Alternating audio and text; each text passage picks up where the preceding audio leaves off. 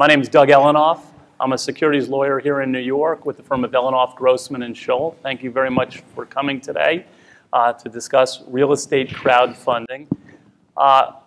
You have a fabulous panel here today, all who have different approaches to crowdfunding.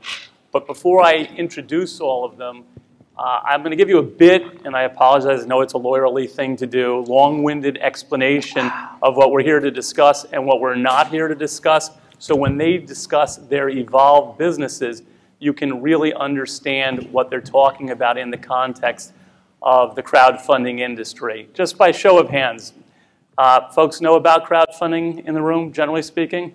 Great. Wow. Okay, now we'll put that to a test. So I'll introduce the panelists. Well, I'll let them introduce themselves, and then I'll go through the different crowdfunding models, and then you'll see how they all fit in. So Rodrigo, why don't you introduce yourself?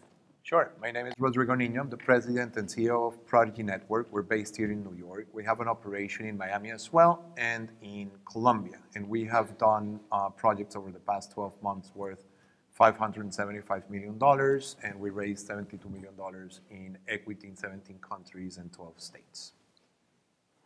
All right. Are you going to top that, Ben? Yeah, no. So my name is Ben Miller. I'm CEO of Fundrise. We are, I guess, one of the first crowdfunding platforms with Rodrigo, and we raised money for a mid-scale private developer who is raising money probably for less, between $1 million and $5 million, and go to the crowd. We've done $100 investments into real estate or $5,000. Thanks, Ben. My name is Darren Powderly. I'm the co-founder and VP of real estate for CrowdStreet. We're based in Portland, Oregon. We conceived of the business back in mid-2012.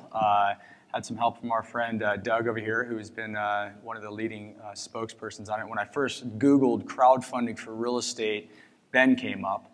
So definitely some early leaders in this space here. And I think Rodrigo, I just maybe I didn't Google the right words, but I know you were working on it. Yeah, exactly, exactly. I wasn't searching for Colombia at that time. But so we've been working on this for several years now. We do gear our platform as basically like an eBay, like a technology platform that connects the institutional quality real estate operator with individual accredited investors. And so we were a pass-through, almost like a Match.com, simply put.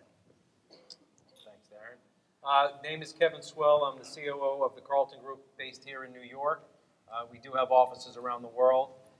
We are the most recent entrant into the crowdfunding space. We do it on a proprietary basis for our own book of business.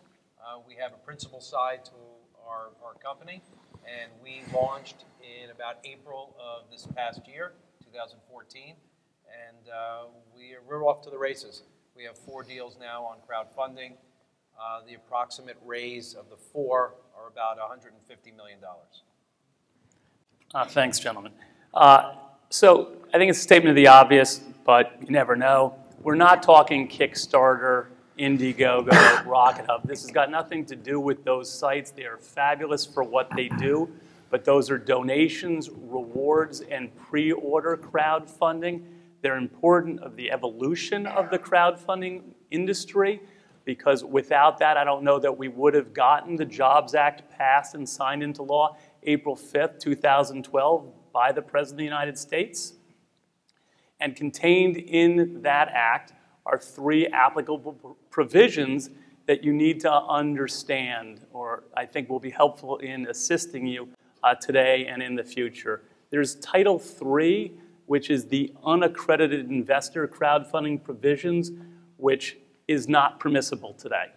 So I don't want to spend too much time talking about what's not permissible, and for a lot of other reasons, it's probably going to be relatively inapplicable to the real estate industry because of certain restrictions in the proposed rules about how much money can be raised and whether or not affiliated parties of real estate sponsors can use more than one entity. The other one you may hear about is called Reg A+, which is a registration statement filed with the SEC, which Ben will explain a little bit more about because it got him a huge amount of marketing press when in the early days of his platform, he did a Reg A deal, and now there's a thing that's being proposed called Reg A plus, but again, not permissible today. So largely what we're here to talk about is accredited investor crowdfunding of real estate, which can be done either online or offline, actually. Each of the people here does it in an online environment, otherwise known as a funding platform, and probably in the offline world, many of you in the real estate world think of it as a syndication or a friends and family finance. The benefits of the two traditional types of private placement, and I don't want to be too technical because I want you to understand their business models, is the old school private placement, which allows you to do an unlimited amount of money. You may not generally solicit online, so in many ways this would be inapplicable, except there happen to be some very interesting no-action letters that enable funding platforms to do online marketing of their platforms, so long as they take investors behind the curtain to show them deals and go through a process pursuant to these no-action letters, and that's not deemed to be a general solicitation. It's done pursuant to the old friends and family sorts of ways of raising money that some of you in the room have probably used yourself, and that's because you have a pre-existing relationship with those investors. But if you're going to use the internet to connect deals to new investors, that's pursuant to Title II of the Jobs Act, otherwise known as 506C, which allows entrepreneurs and funding platforms to broadcast the deal anywhere and raise money from accredited investors. But unlike your old deals where you could rely on the self-certification of the individual investors and take their word that they're actually accredited, meaning they're wealthy, $200,000 of income or more than $1 million net worth exclusive of home, in this new world, you have to either look at their tax returns or get accountants or financial advisor letters from them saying and verifying that they're actually accredited. So the benefit is I can stand up here and tell you I'm buying a building and who's in. I can only take money from accredited investors, and I can only do it after I've done third-party verification, otherwise known as taking reasonable steps to verify their accreditation. If you do that, you can use the internet, and some of the folks up here actually are going to talk through their model. So understand, if you're a funding platform and you're frustrated because you try and look at deals and you can't see them, that's because they're doing private placement, old school 506B deals. If you have immediate access to seeing the deals, it's 506C. The next thing to keep in mind is there's debt, there's equity. I'm actually not going to go into the models that some of these platforms have embraced to do debt. Maybe Ben will touch upon that if you would. But then the next thing is, if the funding platform is going to take a commission, that's their revenue model, you must be a broker-dealer. It's unambiguous. That surprises some folks, but that is the sale of securities, and the federal rules are implicated, and that means you need to be a licensed professional. And a broker-dealer may not fee split with a non-broker-dealer, so a funding platform itself has to be a broker-dealer. Some of the platforms, as they'll explain, take a portion of the waterfall from the success of the individual property. That is performance-based compensation, like any venture firm or private equity firm or real estate investment firm. That's okay. But you have to be careful, because just because you pick one of those compensation models to avoid being a licensed broker-dealer doesn't mean you're not a broker-dealer if you provide certain services and advice, and you may choose to become a registered investment advisor in order to be licensed one way or another. And each of these gentlemen can tell you what they do. And then the last model, which is actually Darren's, which is CrowdStreet, which is he just takes a flat fee, posting fee, to be on this site like Match.com, and that's a different model altogether. Last thing, and then I'm going to let them go in detail about their platforms, and then we really drill down, is in the last year, you've gone from a standing start of not too many platforms to an ever-increasing number, including Carlton, which is a very validating data point for me. But of those sites, call it 25, 30, the vast majority of the deals that have raised money have been done in fewer than 5 so far. So with the topic being, is crowdfunding crowded? The answer is not even close. The market's way deeper than that. And each of these business models is just the beginning of their vertical approach to those industries, from my point of view. The actual numbers, it's hard to tell off the SEC website, but since Title II went live September 23rd of a year ago, there have been many hundreds of millions of dollars raised through online crowdfunding, half of which or more, and it's increasing, is real estate. And much of that's been done through both Fundrise and Prodigy Network. So with that, I'm going to pass the baton and let them tell you more about their stories. They're actually quite interesting and spectacular. Rodrigo, jump in. Thank you very much. I think that was a great way of putting it out. I should say that crowdfunding is really the creation of a whole new industry and probably a whole new asset class. And I would say that more than being crowded, loneliness is a nasty feeling. So we're always speaking, and we don't understand, quite frankly, the notion of competition amongst ourselves.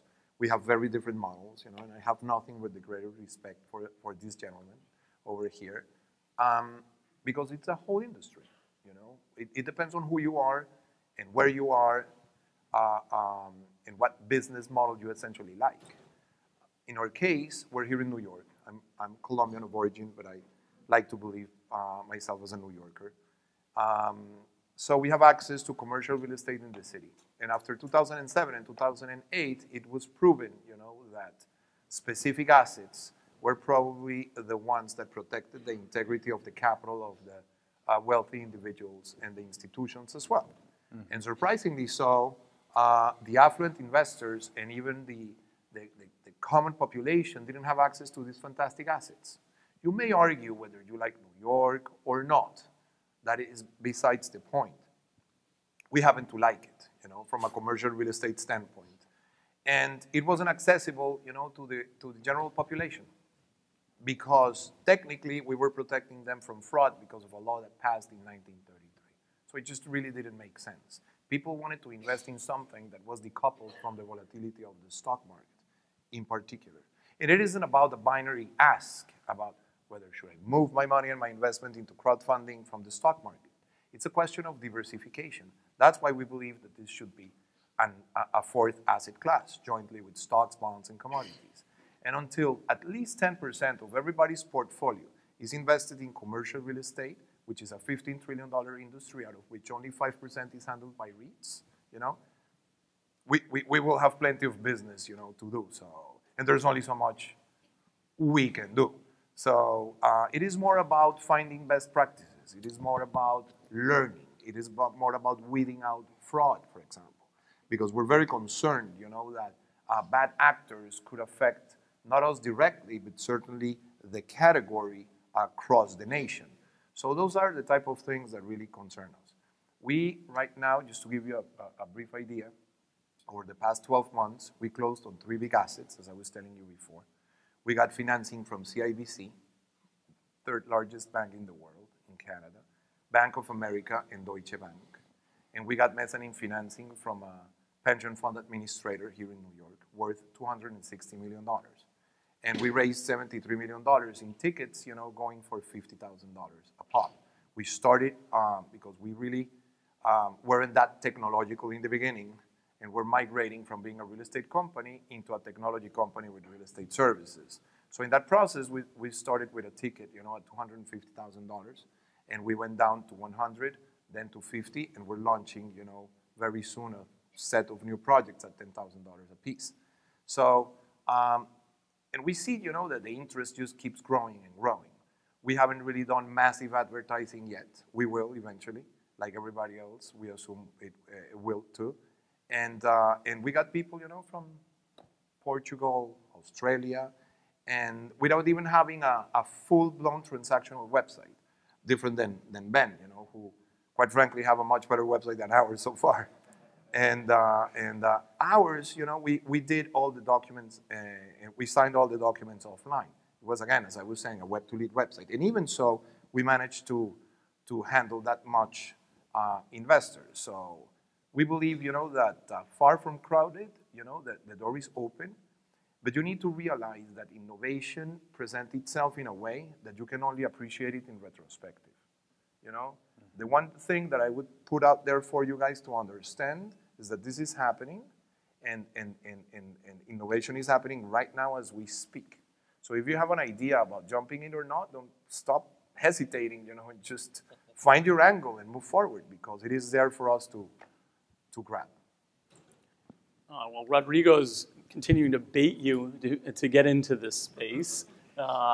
Ben has been doing this for a number of years at this point, and he's done it in a series of different ways that I referenced, including Reg A offerings originally, and then the business model has evolved to the point where he has attracted significant institutional investing onto his platform. It's a pleasure to be on this panel. These types of assets Rodrigo is doing are aspirational. I think a good way to understand how we think about it, sort of tell our story. I guess I'm still a sponsor. I was a sponsor. I don't do my own real estate anymore, but I was doing urban mixed use in Washington, D.C. I have a little bit of real estate still, but generally our focus is on the tech. But in 2008, I had a Capmark as our capital partner, and we had a few $100 million, maybe hundreds of millions of dollars of real estate, and they went bankrupt. They were my equity and my debt, and I felt like with big asset managers, Mutual Cornerstone, which is Mass Mutual Cornerstone's group, or AFL-CIO, I felt frustrated that the urban development that we were doing didn't have a capital source that understood it. And as a sponsor, I would look at, really good, smart private equity funds would come in, they'd do the transaction, they would take 2 and 20 and an acquisition fee and a financing fee and take all these fees and then disappear. And I would send them reports once a month. And I felt like I was taking the guarantees, we were taking the guarantees, we were doing the work, we were doing the leasing, all the hell that is development. And it didn't make sense to me that that's how capital had to flow. Why couldn't I go direct? Why couldn't, not only go direct to big investors, direct to everybody? So we, in 2009 or 10, we decided to go on the internet and raise money from basically the public. We ended up having to get the SEC to sign off on the first offering, which was like a development deal in terms of the amount of masochism it required. But the basic idea that the real estate as an asset is a very good asset. I don't think you need the liquidity that REITs provide. Generally, that liquidity premium is probably too pricey today, and that a private sponsor that let's say is doing deals, generally we do below the radar of like the major private equity guys. So a deal smaller than Rodrigo, maybe 35 million or below. Those developers over the next 10 years will gain thousands of followers, thousands of investors that will be there. They're more of a permanent capital source rather than the kind of like the deal by deal way that the private equity guy sort of handles the transaction right now. And I think that's going to be a big difference for the early adopters in particular. And the other thing I just say in practice, how we evolved from being a real estate company to being essentially a crowdfunding technology business is we've had to turnkey a lot of the stuff for the real estate player. So we handle all the investors. We pull them into an entity. We're the manager. We represent the investors as essentially on the buy side to negotiation. We actually will guarantee funding, fund the deal, and then backfill it to the site because of the nature of the complexity that sort of just-in-time funding requires. So we've learned a lot about how this is the innovation, the sort of do it wrong first before you do it right, and I think that it has a big promise, I think, for changing how people think about real estate. When I talk to people who are non-real estate people, and I say, okay, you're in your neighborhood, there's big buildings all around you, and I say, who owns your environment? People have no idea. It's never even occurred to them. The built environment's like invisible. And I think that will change as they start seeing it as something they can own and invest in and be part of.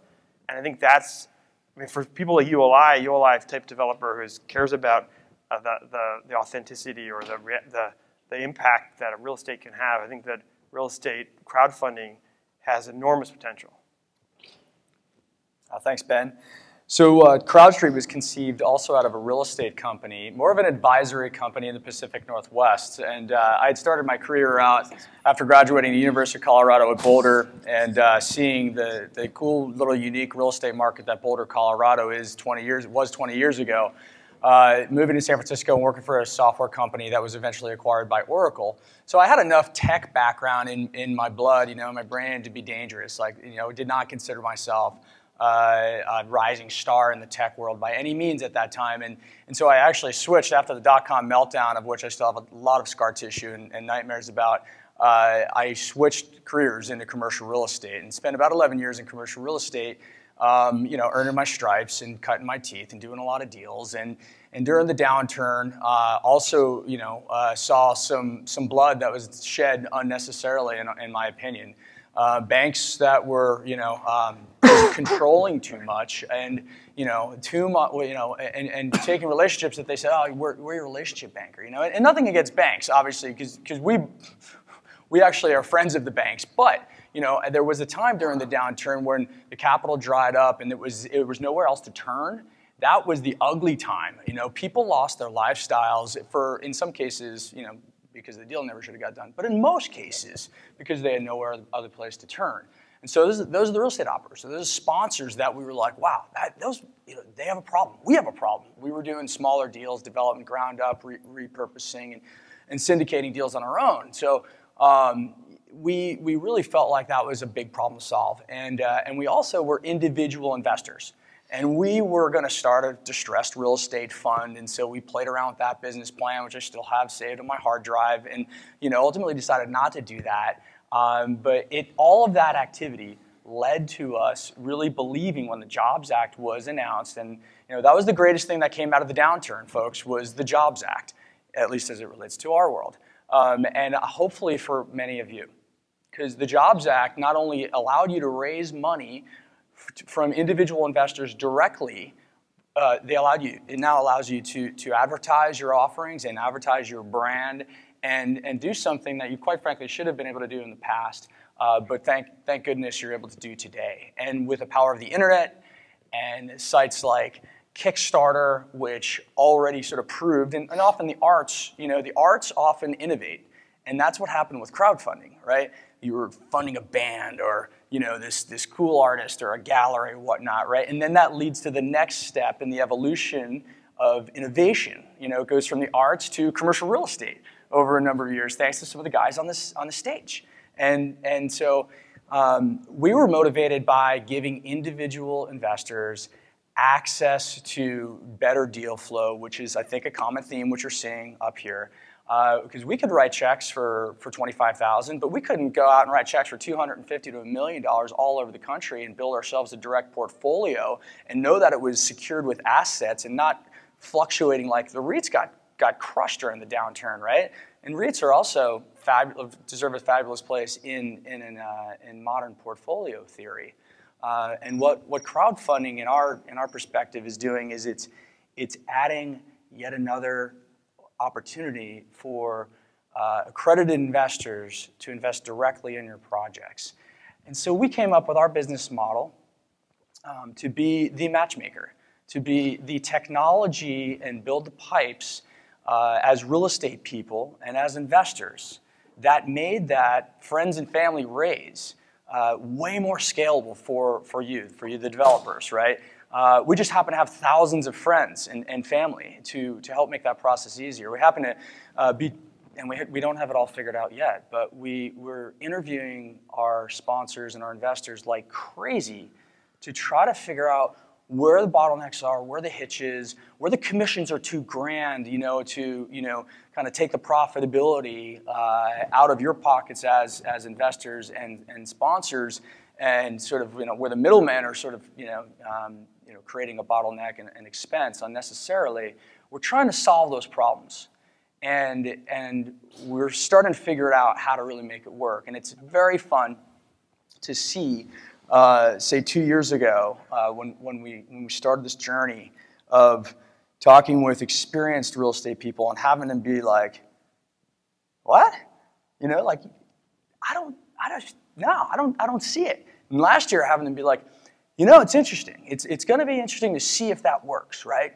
And now many of the leading brands across the nation and the world saying, that is a very good idea. And that is the future. So I'm going to get out in front of it. I'm going to be an early adopter. And many of you in the room here today, I believe that this is the future. I better get started soon. Because if I don't learn with these platforms, and if I don't experiment and learn along the way, then I'm going to be playing catch up. And boy, I don't want to be doing that. I don't want to get left in the dust. And I think that's what crowdfunding for commercial real estate is really kind of gives us all an opportunity to learn together and innovate together and create a new industry. Well, Darren, thanks. And I think that dovetails very nicely with what Kevin's firm is doing, which is now a virtual firm, but it's also traditionally a bricks and mortar business. So let's hear how you came to it. Well, first of all, Carlton Group, historically since 1991, has always been an advisory firm, raising equity for our clients as well as placing debt. The niche that we had is that we only took for exclusive opportunities deals that started at $100 million and larger. So we dealt with a lot of the large developers across the country and around the world. And, of course, since the Jobs Act, we started in about January thinking about ways in which that could possibly help us. And I went through a little bit of some education, as hopefully all of you have, and these gentlemen up here have done previous to me over the last few years. And I learned that there is an opportunity for us as an advisor at first, but then more as a principal, to get into the crowdfunding business. So I approached our chairman and our board, and we created a principal side of our business, whereby we felt that we've earned enough money over the last 20 years that we can start utilizing our own money for principal transactions. We wanted to start owning assets in New York and Chicago and LA and some of the other gateway cities and some abroad as well. So we started purchasing. And to date, just so everyone's understanding, we have a little bit over 4 million square feet that the Carlton Group owns and manages. And with that, we went into this whole other business, which we're all real estate executives, and now we're doing the opposite. We're trying to learn the technology. So, of course, we used a lot of third-party consultants to teach us more about crowdfunding and the space, as well as, how do we go about creating this for our own business for when we go out and we want to buy an asset in New York for $300 million, how do we go about getting our LP money? Because we would be the GP, and we need to find that limited partner money. So we created our platform, which was a website which utilizes third parties that'll help us through the accreditation, the verifications, and all the way through a closing. Once we put on our website the various information on a transaction. So we, on an everyday basis, are looking for transactions. And our transactions do not just go in the United States. We are buying something right now in Milan, Italy. We're also buying something in Costa Rica and some things in Germany. So, we have offices around the world, so it helps us. So we've created this platform and this type of education where at first, which I'm sure my colleagues up here would say, it seemed more like we were advertising and just extending our ability to raise money for a lot of our clients. But instead, what we're really doing is trying to get that class of investors that want to own real estate, whether in the United States or abroad, but don't have the $50 to $75 million to put down as the GP until you get your loan, your mezz loan, and some other equity. So we created this space where individuals, and we use it loosely, but as examples from people that have invested with us this past few months, we're looking for law firms and accounting firms and doctors and just high net worth individuals that want to own a piece of real estate. When I go abroad, which I just came back from 4 weeks in China, it seemed like there was a clear population that would invest $1 million to $2 million, maybe $3 million in a real estate deal, especially if it's in New York City, because they really enjoy New York City. So it was an education for them, and it's an education for us to see if we can go after the individual or the small business that wants to own real estate, as opposed to going after the Apollos and the Blackstones of the world and many others that we would typically go to previously to try to raise the equity for a transaction. So here we are as the developer, as well as the crowdfunding source. And we're still learning. We've only been around 4 or 5 months. We have closed a few deals already. So we're very happy that we have this investor pool. And quite frankly, like Ben had said, it gives an opportunity for us to grasp a hold of new investors that as we grow, they'll come with us and grow as well. Some of our New York buildings that we now have on our website, it's all the well-known, nationally recognized, if not internationally recognized partners that we have on the GP side. So someone who really wants to get into real estate that has that extra $1 million or $1.5 million that wants to invest and be a partner with some of these well-known people, it'll give them that opportunity. To date, all the deals that we work on are cash flowing deals. So we're able to provide everyone, whether it's the GP or the LP, current pays on their facility. So, but again, we're learning every day. We're trying to, if you will, refine our model and our platform. But we feel that we're on the road to a successful business in crowdfunding because we believe that space is growing, as everyone has said before. Well, let's discuss adverse selection. Since we're now going to sell the real estate assets to law firms, there must be dumb money that's being attracted to the space as well. Is that been your experience, guys? And you can couple that with your vetting process as well as all the nefarious characters who are clearly trying to put their bad assets up on your funding platforms. And how are we dealing with that so we end up being a responsible industry? Well, yeah, sure. So for now, obviously, fraud in the beginning was the biggest concern. And curating the underlying assets, obviously, is the second concern. We have experience in Colombia because right there, 20 years ago, the law provides for vehicles, to do crowdfunding as a traditional equity syndication play. I wasn't aware of that because I've been here, as I said, a good chunk of my life. And a developer from Spain called me, and he was doing a project over there. And we realized that crowdfunding was legal, in Colombia for more than 20 years. So we started doing this massive skyscraper, and we raised over $220 million in equity in less than 3 years, all cash.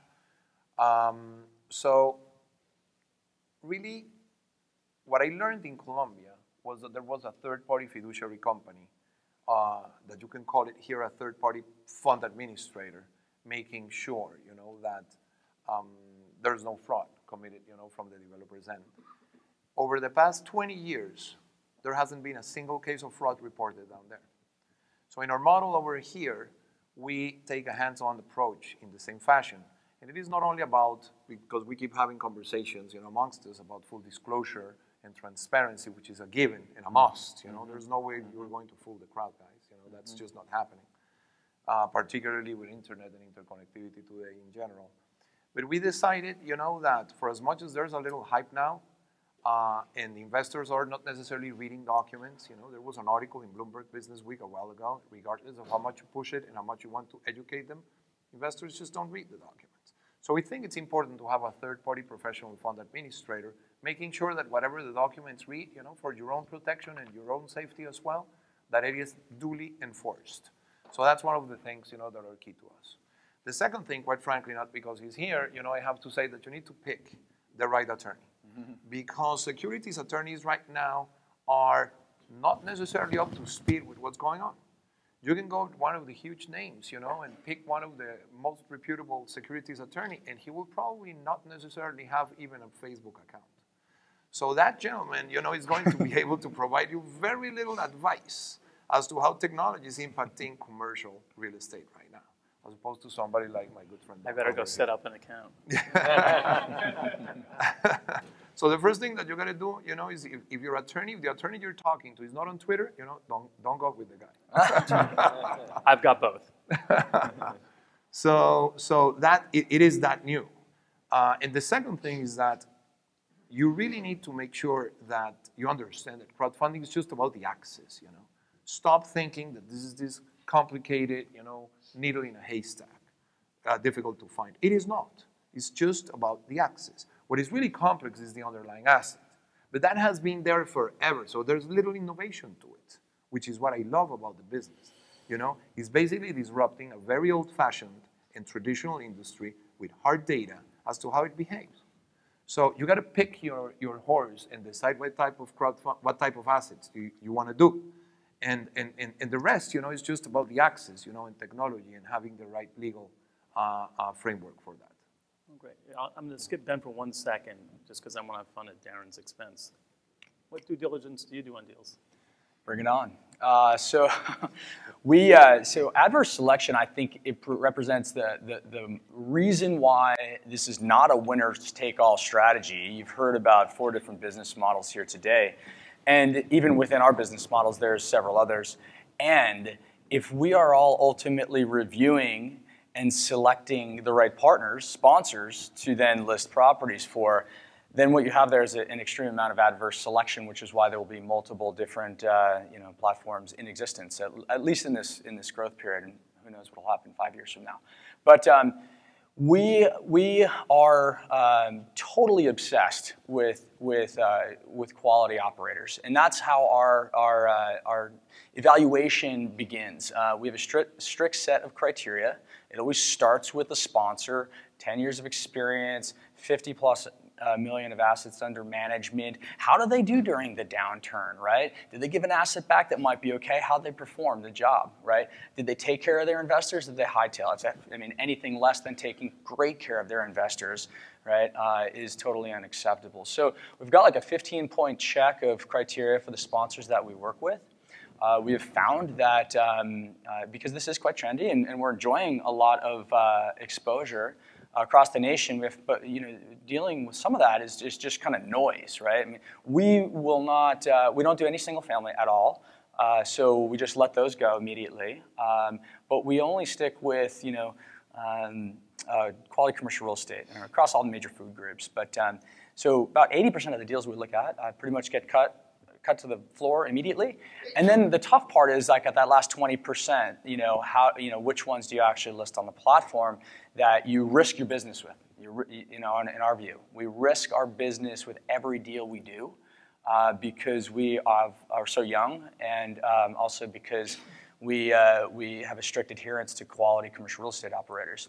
So about 1% of the deals make it on. Well, Darren, you blew that answer. That's a very responsible answer. Yeah. But as a posting site, the answer is you don't have to do any because you're not a broker-dealer and you're not a fiduciary. Right, but right. Yes, because commercial people actually care about people having a good user experience, that would be your answer. That is. We like to associate with successful sponsors. I was looking for the legal answer. The legal answer is that it's up to the investor to do due diligence.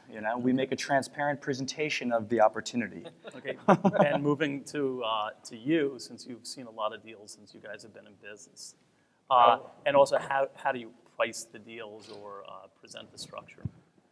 Yeah, I mean, so we've done, over the course of the last 3 or 4 years, we've tried every model out there. We did broker-dealer, we did listing platform. We ended up at the model of basically we're the issuer, we're the investor, and essentially we're the buy-side negotiator with the developer. Partly, I think, is as a real estate player, I had too much like point of view about what good real estate was, and partly just to alloy the process, that the simplicity of basically the developer coming to us, underwriting it, closing it, funding it, and then layering in the technology and the crowd and the marketing after the deal's closed and no longer at risk, right? That's the way it wants to happen in practice because of there's so many things happen before closing that it didn't work to crowdfund it to just in time. The adverse selection is real for sure. Not just because you have developers who probably shouldn't be raising money from the crowd, but also you have good developers who want to raise money too cheaply with terms. Every developer always basically wants, absolute control, tons of fees, they're killing themselves, and the only governor on a developer's deal is the capital. If they had infinite capital, they'd do infinite deals. There's really there's very, very few developers who have self-restraint. I love the developer who's focused on the downside, but it's not the norm. And it's actually one of the good things about real estate is a really small community. And we went out and we raised money for our company, Fundrise. We went out and raised money from also real estate players because we felt like if you're in Seattle, you're in Portland, you're in Denver, you're in DC, people know who the quality mid-scale developer is. You know their reputation. It's not something like it's not a checklist that I'm doing per se with an underwriting of a person. It's a real social underwriting. You have to do that because ultimately, I always think the sponsor is more important than the real estate, but that's maybe because I'm a recovering sponsor. Great, thanks. Kevin, you can jump in on those as well, but I'd also be very curious, since you have an established brand, which is very different from an entrepreneur, what was the debate and how did you get to the conclusion, the right-minded conclusion of also having crowdfunding as being part of your experience? Well, it's a difficult question to answer because we felt that we wanted to continue to raise money for our clients and to do that and to go out and find as many equity sources as we could. But once we went and we decided to become principals and own our own real estate, we felt, one, we needed to have that Chinese wall between what we were going to purchase versus what we were advising our clients on. And then once we realized, based on regulatory issues and everything else, being that we were not a broker-dealer at this point, the question is how were we going to become part of the crowdfunding space? Hopefully this is going to answer your question.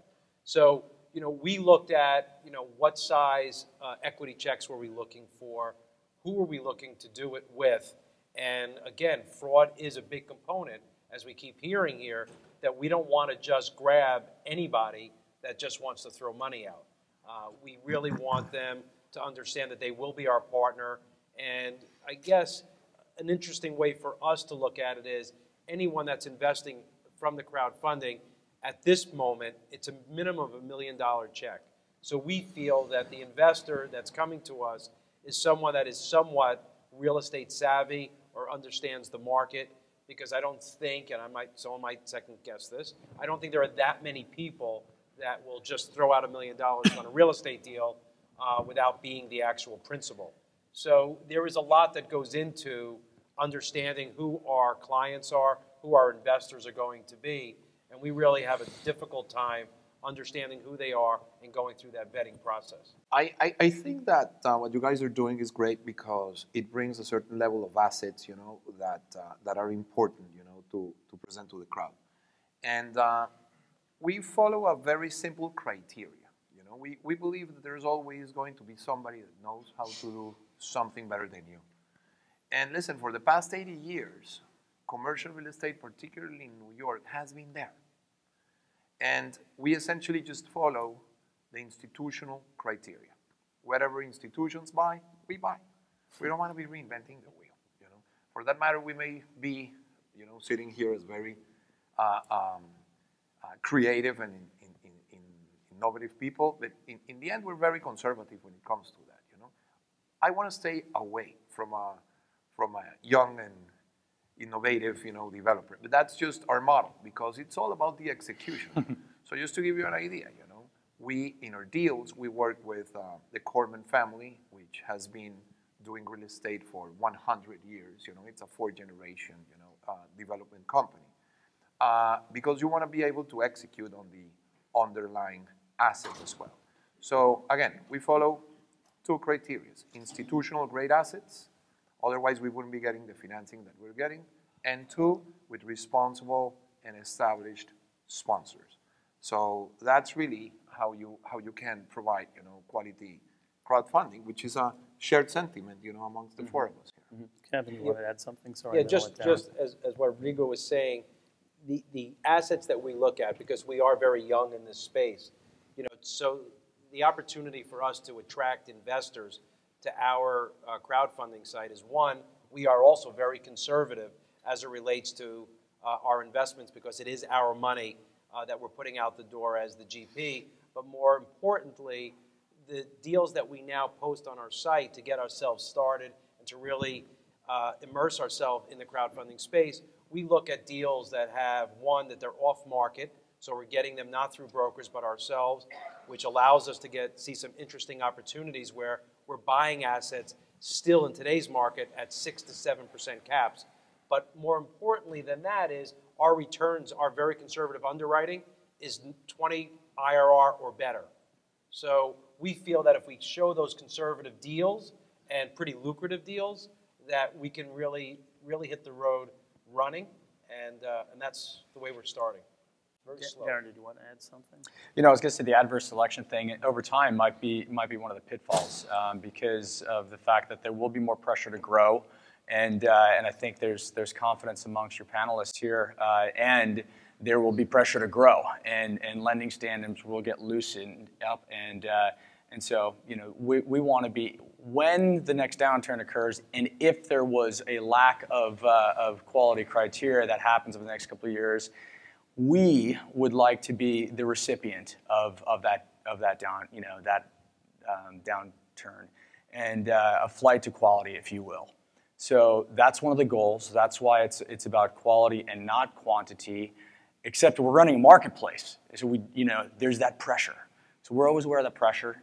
Still trying to identify the right relationships with the sponsors, which of course is the theme that you hear today. But Darren, let me drill down, because three of the panelists model their firm or high-end investors are putting money in simultaneously. Right. So the crowd has the comfort of knowing that there's been intelligence in terms of the due diligence, the structuring, the valuation, and the ongoing monitoring of the assets.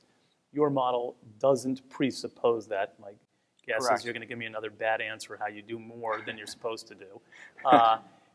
How do you respond to that so that there's a good long-term user experience in your business model? So we are not the, I think you have some panelists up here, awesome business models, and they are the lead investors themselves.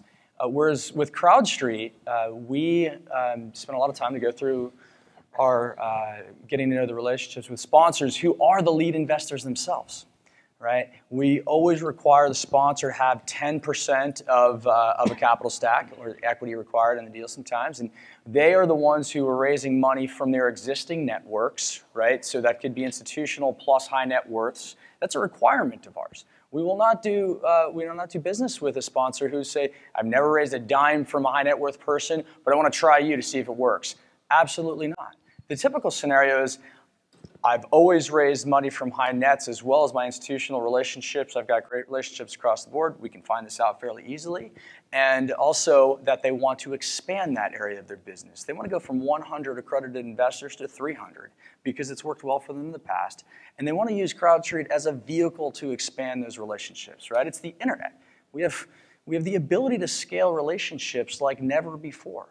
And that results hopefully in faster equity raises, in more certainty, which these gentlemen are attacking in different ways, which is obviously innovative and smart, and with a lower cost of capital to the sponsor themselves. Great. Ben and Rodrigo, you guys have been doing this for a little bit.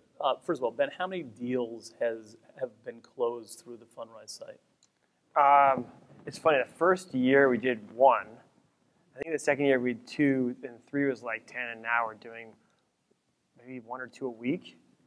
We raised a lot of money. We raised this massive venture round earlier this summer. It surprised me. We raised $37 million. From very high-end institutions. Yeah, from a number of institutions, Guggenheim Investment Partners. The Facebook of China found us.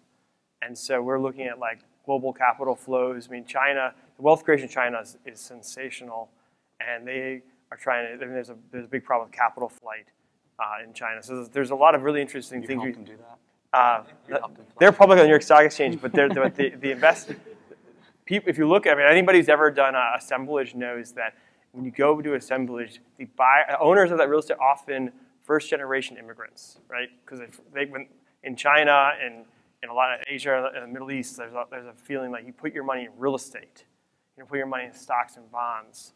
And so that culture, that global culture, as capital flows unlock digitally globally, I think you're going to see, that's when you start understanding crowdfunding, because it's not going to, I mean, the big dark pools of pension funds are shrinking in the United States because of aging population. So if people don't think of real estate, the funny thing about real estate people, they don't think about necessarily where their capital is coming from. They're just thinking about the next deal. But over the next, I mean, by 2017, you're going to see net withdrawals out of these pension funds, and that's going to have a massive effect on our industry. Think about cap rates when that starts happening, right? So if we're not accessing capital from globally, I think there's going to be it's going to be an effect on your business. Well, my question, I'm going to let you jump in. Quick answer here. How many investors have gone into your deals, and how many of them came in through the internet that you didn't have a pre-existing relationship with? So the way the process works for us basically is that when they come in through the internet, so basically almost none have pre-existing relationship. We have to basically vet them individually, one by one. That's why we do it for the real estate company. Essentially, the real estate company doesn't want to. Real estate companies don't want to be fundraising. They want to be doing real estate, and so we've had to turnkey all of that over time. We used to give them the tools, and then the tools would not be used. So so we have like a few thousand investors. And they range from, the funny thing is they range from like, small investors with $100 checks and big investors writing millions of dollars of checks. And a lot of if you look at the data, I mean, it's many investors, few dollars, few investors, many dollars, but they invest side by side, which is actually really interesting. We have done 6 large deals, both here in Latin America and Colombia. And we have raised money from over 60 to 100 investors. The portfolio is worth over $1 billion, and the active current portfolio is over $1 billion. And we have raised over $310 million in common equity for those deals. But how many, in your next deal, what percentage of the capital will come from people who previously invested with you versus people who come in from the internet site because they see the posting? For the next one in particular, I would say that a good 80% will be new. 80%? Here in New York, yeah. Okay, interesting. And Kevin, you got lots of new $1 million checks, made lots of new friends, did you? We made a lot of new friends. Actually, my most recent trip was very successful. Again, it was being in China as well as Hong Kong before the protests started. And then I went over to the MENA region, and quite frankly, when we came back, we had a live deal actually in New Jersey, but it's right outside the tunnel, and we had 4 Chinese investors, each in the millions of dollars that we didn't know before, that had come onto the site. So, and now are investors with us. They've committed to this deal. So we're seeing that pick up quite a bit now. Now we have a large hotel in Midtown Manhattan that's about to go live as well.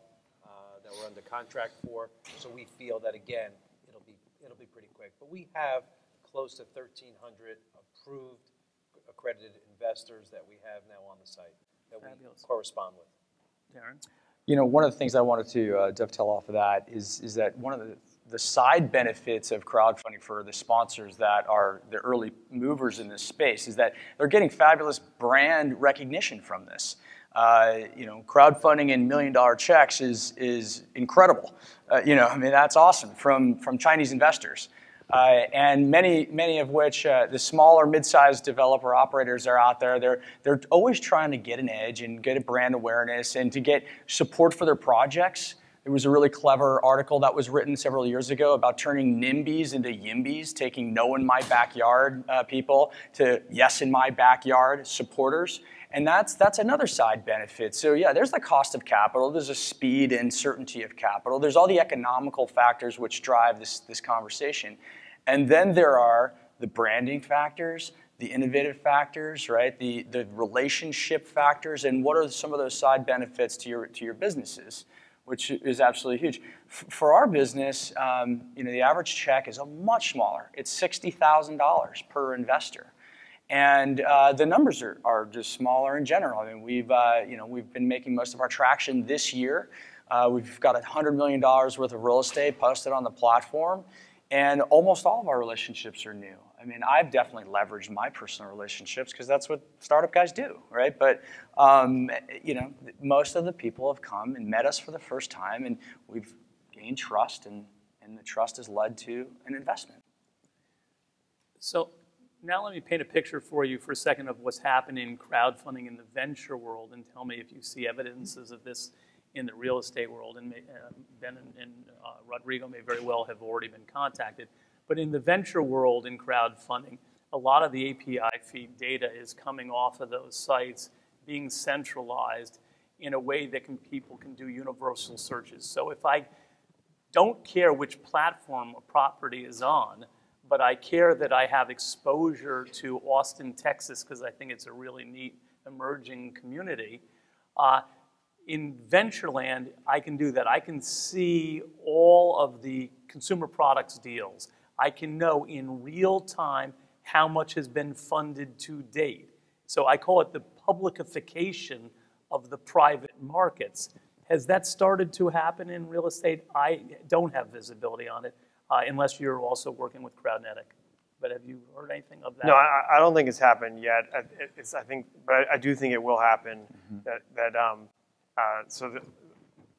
the private markets will look more like the public markets over the next decade, where the idea of having liquidity in a private security, I think, will happen over the next decade, because once something's on the internet, it changes a lot of the barriers for. I mean, if you're an LP holder of a deal that you've invested in 10 years ago, or a private REIT, basically they have no liquidity. There's no where to go to get liquidity. But the internet's quite good at information transparency, so I think those are the types of things that people who are coming here is thinking, like, is this thing for real? It's a total paradigm shift.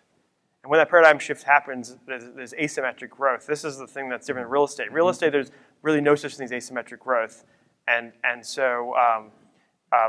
3 years from now, this thing could be 5 billion, or this year it's probably hundreds of millions. That's basically exponential, or it may not be. I mean, it's very hard to say at this moment. But the point is that there are really big potential innovations that aren't apparent. Like I have a theory that these pension funds can actually get, over the 10 years from now, they'll get at the private markets much more efficiently, much more like an ETF, much more like a mutual fund than a stock picker, a private equity fund. The guys who are currently, the way money's currently deployed in real estate, it's more like how it happened in the public markets 20 years ago, 30 years ago.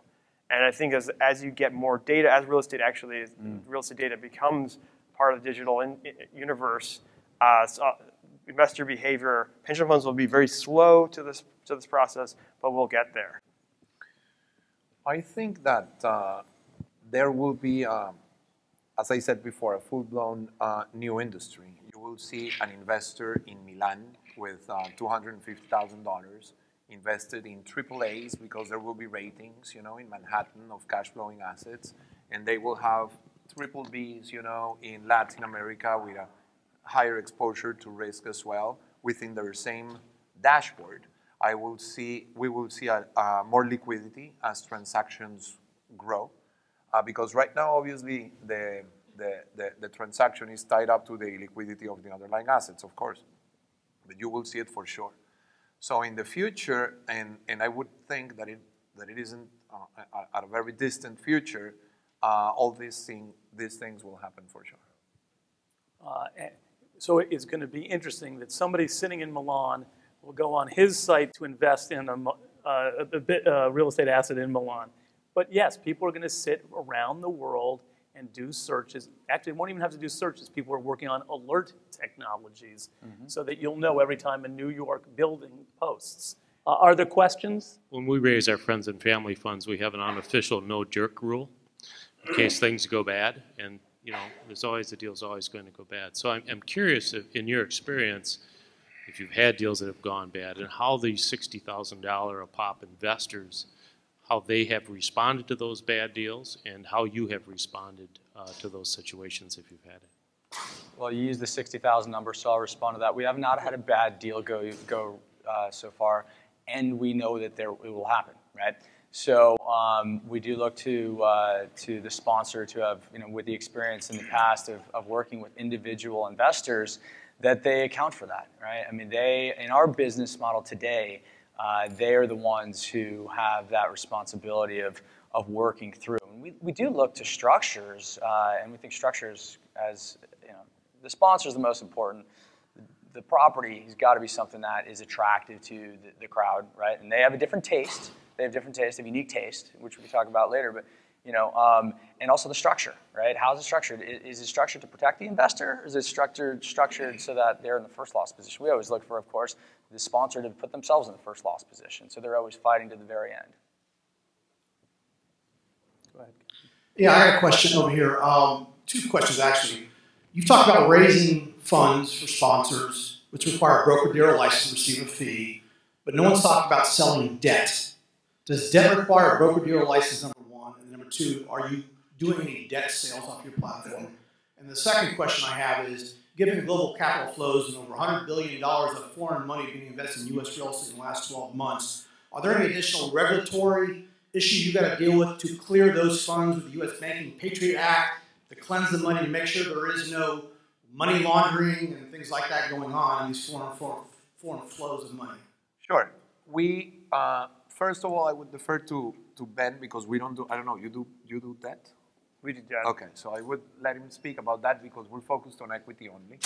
But to your second question, right now with technology, there's a whole revolution with the so-called KYC, Know Your Client, and with the AML.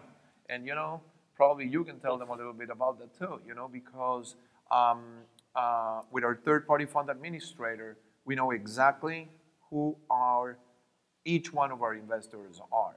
So the transparency from a money laundering standpoint is almost bulletproof, I would say.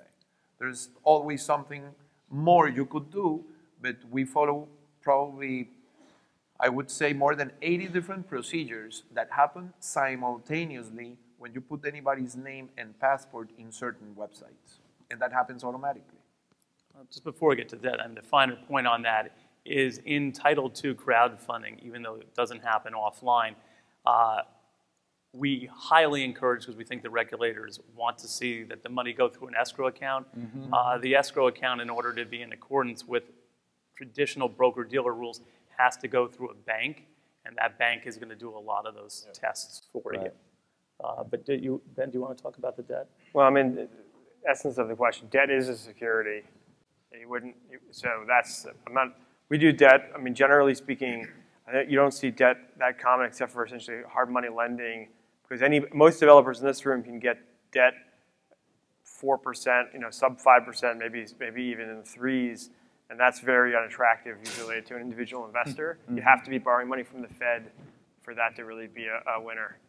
However, I should say that I have seen a couple of platforms that do mezzanine financing, through crowdfunding. Yeah, we've done some mezz. Anybody who does mezz today knows intercreditor complexity is enormous. And so a lot of times mezz just doesn't, you just can't, unless you're doing a big transaction, it's too hard to get your senior lender to agree to it. We have a mezz deal right now on a 700,000 square foot project in New Jersey. But the only reason why we have that deal is because EverWest Real Estate Partners, there's an office in New Jersey, they're experts in mezz debt. They got 30 years, and Tom McCahill, who's the main contact on that, structured that deal with Keystone Property Group out of Pennsylvania. So you work with experts. Next question. So this question is more pointed at the development side of the business. And I don't understand, it's my first time to hear about crowdfunding, but are you mainly raising side on the GP side or on the LP side? This is part of a two-part question. So if you could shed light on at least that part of what this mainly is for a development deal. Relative to you, we would be a JV equity partner. So the whole, and we would share into the GP with you. So you'd be And A co-sponsor. I'm sorry? You'd be a co-sponsor or part Exactly. of the GP with me being a developer. Exactly. So essentially what happens is that you would bring the deal, we would underwrite the deal. Again, we follow institutional guidelines, for the deals we underwrite. And we're going to help bring in debt, both senior and junior. And then, we bring a portion of the equity. Normally, we bring between 60 to 90% of the equity to the deals. And you would stay with the difference, of course. And you're acting as the operator and main developing partner. Okay, so there would be the point contact would be one of you four who is representing the investors behind you, because that was my second question. Is how the crowd is blind to you for that matter. Okay, yes. So it was a question of how do you structure the I can always give you your split. number anyway, so if you want to talk to all of them. Okay, so it was the disproportionate split of maybe between the GP is negotiated with me to you. Absolutely. And that's how it is. Yeah. Because I was thinking that it was the multiple investors going, and that what's the point of contact between all these people? But it's the investors behind you is how you are bringing more liquidity.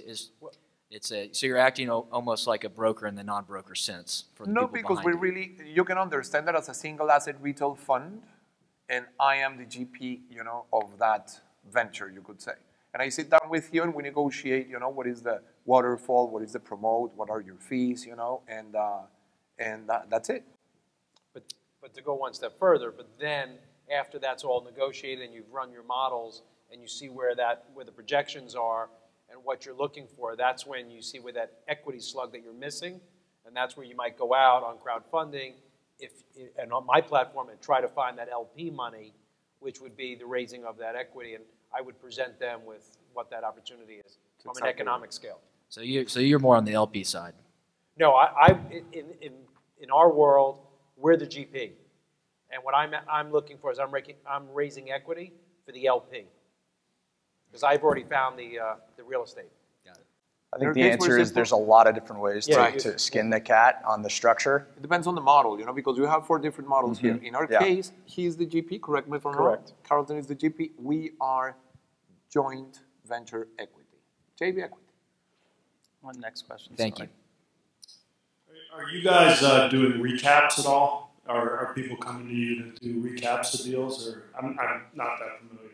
Yes, we are. We just did one on 46th Street between 2nd and 3rd where we replaced BlackRock, and we stayed with the original sponsor, Corman Communities, in an AKA, United Nations, and we structured financing worth $55 million plus a junior piece, from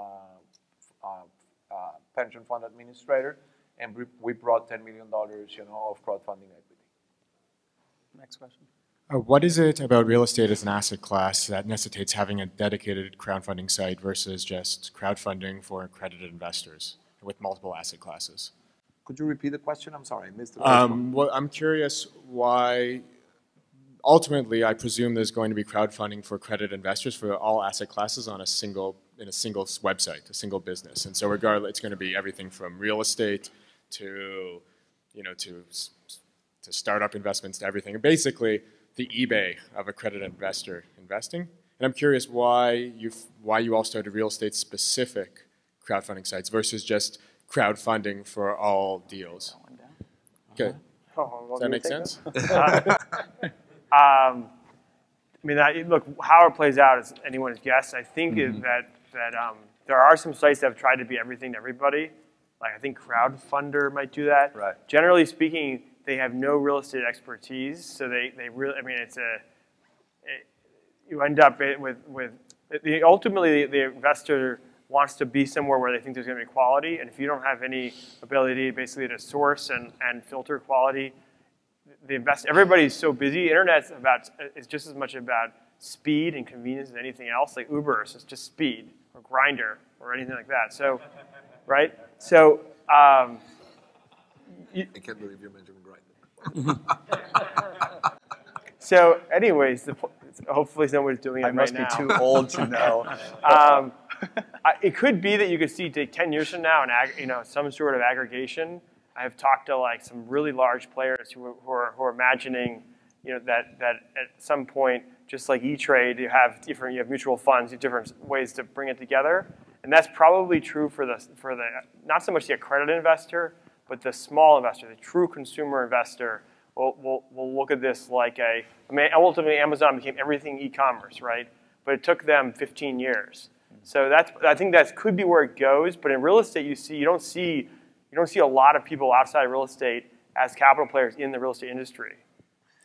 I think that financing, an iPhone gadget has nothing to do with buying a building, in Manhattan.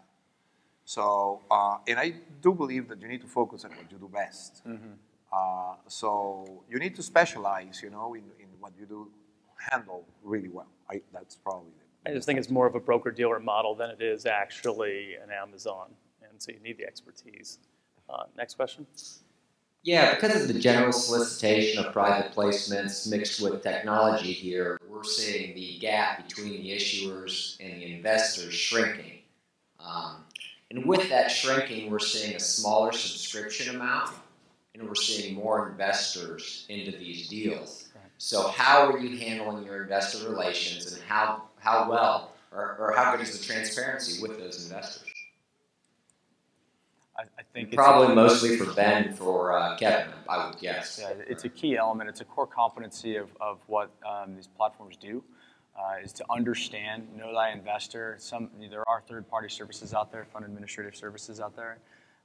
There's several different gates in the transaction process. When somebody first visits a site and registers, you get to know them by asking them some information, for them to provide some personal information, whether that be a LinkedIn bio or whatnot. And then, there's another gate where you ask them to provide some more information to try to understand their preferences perhaps a little bit more.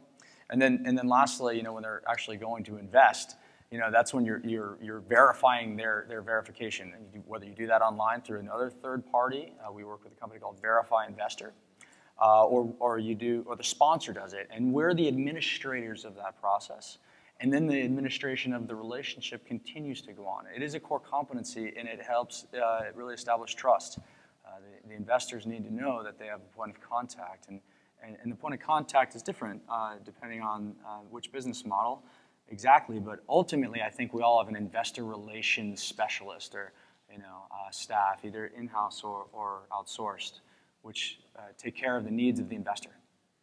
And I'm thinking more focused on after the transaction has occurred. Over the life of the deal. And the money's gone out the door. And instead of having 100 investors in this or 10 investors in this deal now, we have 300. And how do we communicate to them, and how do we streamline that communication so it's transparent and it's easy? Well, I would say, and I can speak on behalf of the four of us up here, everything that we do on any of our transactions are all transparent, because that's part of what we're trying to show in our crowdfunding. Therefore, for us, we have our model and our engine, if you will, that takes you right through the closing, that covers the K1s that go out to all. So we have that administrator. What we do, because again, we're so new and we have so few deals compared to some of the others that are out there, we actually have every 6 months as we go forward, we'll have a site visit, and we'll have a focus group, if you will, that allows the investors to either visit the site, or they'll be able to eventually get on our crowdfunding site and be able to witness or view a live feed from that meeting that we have with our investors on that particular deal. Guys, it's all about the technology. I can literally take a picture right now and send it to my 6,200 investors within the next 10 seconds. Right. So it's all about the technology. But it's also the ongoing communication. Absolutely. It's a community management thanks to technology. And you need to provide them with the proper information and updates, on a constant basis. This is why real estate developers are so bad at it. Right. That's correct. Right, but keep in mind, the strength of the crowd is also the shortfall for the funding platform. If you don't take care of them and cultivate them and forget about them, the way often happens in the venture community, you will hear from them and you will not have much of a business model going forward for yourself. So either give them a good experience, show them good deals, make them money, or your funding platform is not going to do very well.